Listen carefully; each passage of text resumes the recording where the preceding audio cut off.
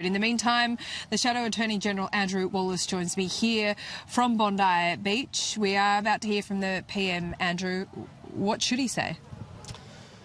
Well, look, I think the Prime Minister has said a lot over the last 2.5 years, but I think what's been missing over the last 2.5 years is true meaning, true conviction, and, of course, action. I think the Jewish community in Australia have been telling the Prime Minister that they're hurting, that they're afraid. That's certainly what I've been hearing. And yet we still are seeing very little action from this Prime Minister. It's all very well and good to stand up and merely mouth words, but I think that Australian Jewish community wants to see action for their own safety. And we're not seeing that from this Prime Minister. We're not seeing anything concrete that identifies and calling out the antisemitism that's been going on since the 8th of October 2023.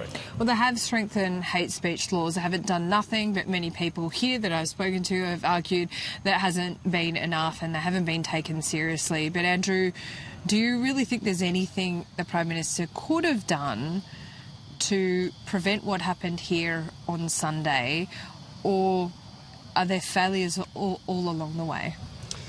Well, look, do I believe that the Prime Minister could have acted differently? Absolutely. Yeah. 27 million Australians look to their Prime Minister for political leadership.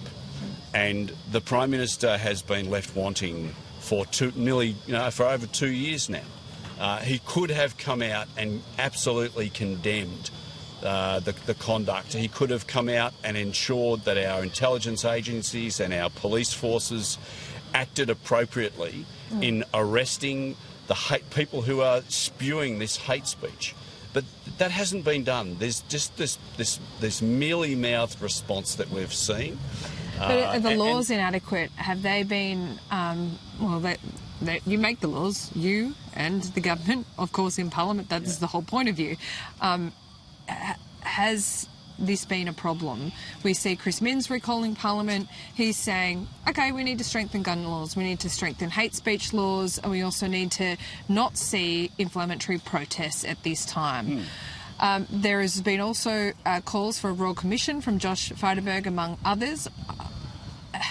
That has been rejected for now by this government, by the Prime Minister, absolutely. Is the Royal Commission just not the right vehicle, perhaps?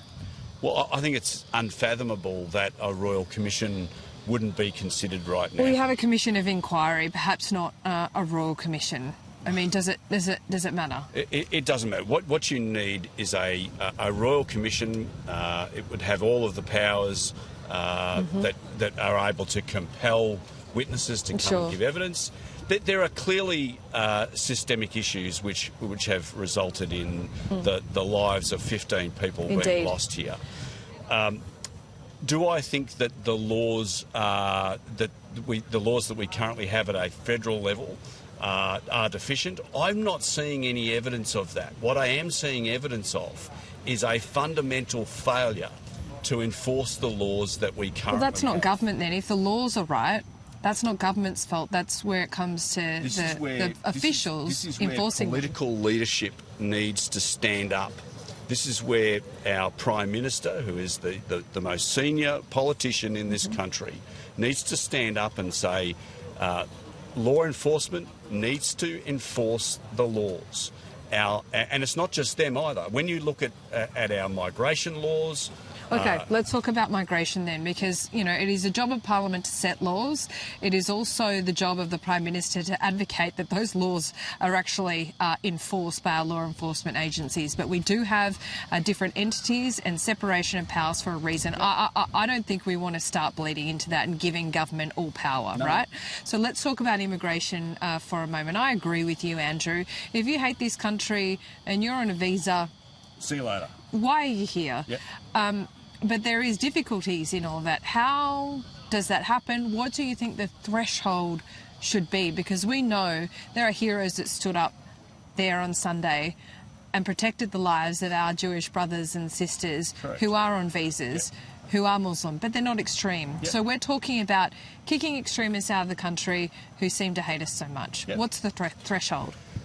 There are already provisions under the Migration Act, under Section 36(1)(c), which enable the government to cancel a visa for someone who is not a fit and proper person.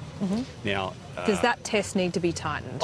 I don't believe it does. It needs to be enforced. Okay. The laws are currently in place which enable the government to cancel the visa of someone who the Home Affairs Minister does not consider to be a fit and proper person. How could you say that someone standing up at a religious centre and spewing hatred towards, in this case, the Jewish community? Well, I know who you're talking about there. How could you say that person deserves to remain in this country? Is he a visa holder? Is he a visa holder, that cleric that you're talking about? I'm not specifically referring to a particular individual, but where there are individuals who are currently under visas, the laws enable the Home Affairs Minister to cancel that visa. There has been a total failure on the part of the Home Affairs Ministers of this government to use the laws that are currently in place to provide them with the power to do just this. Okay. So, what are we going to hear from the Prime Minister today, do you think? Well, your question is as good as... your idea is as good as mine. If he's true to form, what we'll see is some tinkering at the edges. I think the time for tinkering at the edges has well and truly come and gone. Australians, particularly the Jewish community, they want to see concrete action today. Yes, they do. Andrew, it's good to talk to you today. Thanks for coming down here. It's really hard to describe how the emotion here, but yeah, it's really important for people to come and coalesce and speak to other perfect strangers. And grieve. Groups en masse as well that are a big representative of our community. You felt that today, haven't you? Yeah, absolutely. And yesterday, and thanks to you and Sky and Shari for the great work that you're doing. The work that you're doing here has been exceptional. And when I compare what I've seen, the work that you're doing compared to the ABC has been night and day. So well done. Thank you for that. I appreciate it. Thanks. All the very best. Andrew Wallace there is a Shadow Attorney-General. Authorised by Andrew Wallace, LNP, Boccarina, Queensland.